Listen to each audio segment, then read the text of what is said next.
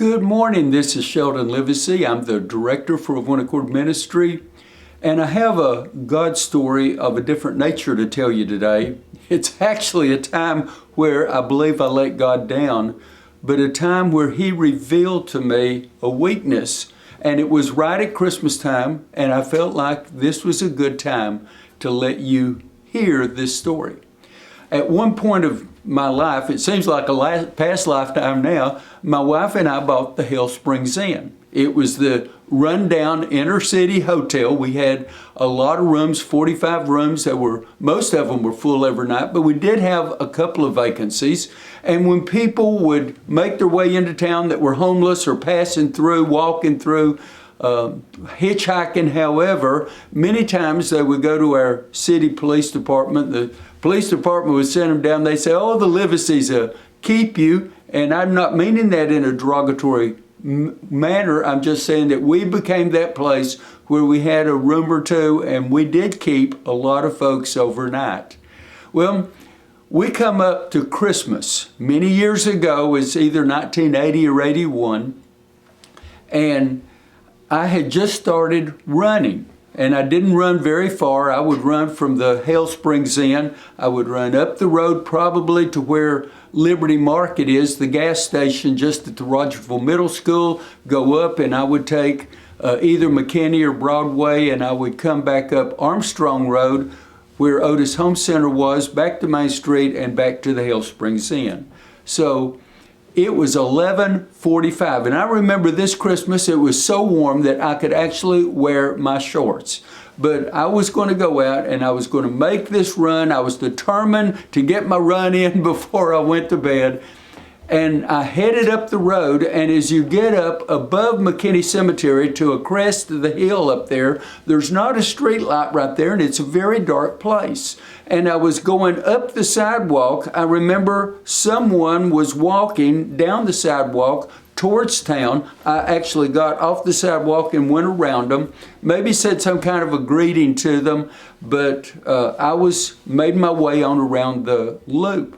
Now I come up to Main Street and I'm running into town, coming into the area where the inn is. And as I get to the door of the inn and I'm starting to unlock it, I look at Depot Street. That's where the town square is in Rogersville, and this figure is walking under the lights right in the middle of the street, walking towards me. And immediately my thought was, they're going to come and ask me for a room tonight. They need a place to stay.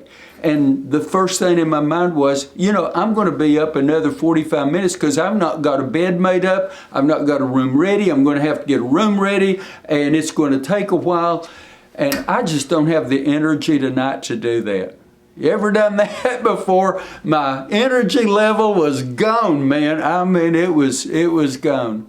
So you know what I did? And I hate to even admit this, the first time I think I've even told this story in a public setting, but I opened the door and I went in real quick, hoping that this person had not seen me, and I locked the door behind me and I stood behind the door so they couldn't see me. If they came, they were not going to be able to get in or be able to see anybody. In a moment's time, I remembered what I saw under the light. You ever done that? You acted even before your mind caught up with you? I saw someone in a Middle Eastern outfit crossing Depot Street coming to the inn. I saw that. It wasn't an overcoat. It wasn't a winter coat. It was a Middle Eastern outfit, like a shepherd or like you see in the Christmas stories.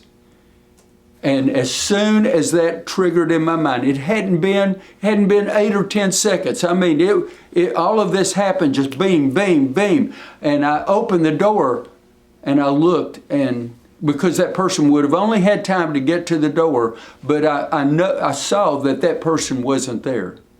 And I ran out to the middle of the street looking up. They didn't have time to get to the end of either block and make a turn.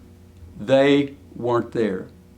And I remember going around at least 2 of the blocks looking to see if possibly I had missed them that way. They weren't there. And I came back in, and I shut the door of the inn that I had shut intentionally, not going to let this person in. And the Lord spoke to me. You know what He said? He said, "Would you shut the inn on me again this year?" And I don't mind telling you folks,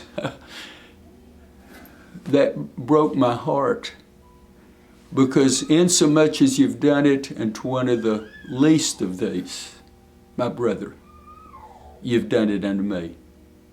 Could I wish everyone out there a Merry Christmas? And in this year ahead, could I encourage us that we take some time not to shut out the least of these in our lives, because we are those that represent Jesus Christ.